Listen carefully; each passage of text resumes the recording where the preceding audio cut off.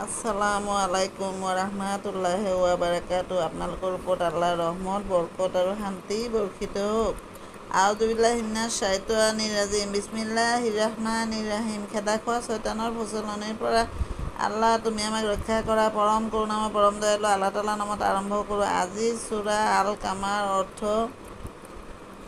চন্দ্ৰ সূৰাটোৰ 31 number আয়াতৰ পৰা 35 number আয়াতলৈকে পঢ়ি শুনাব খুজিছোঁ। আশা কৰোঁ আপোনালোকে শুনি অশেষ সৱাব অৰ্জন কৰিব পাৰিব। মই সিহঁতৰ প্ৰতি এটা মাত্ৰ ভয়ংকৰ নিনাদ প্ৰেৰণ কৰিছিলোঁ, ফলত গোহালি সজা ডাল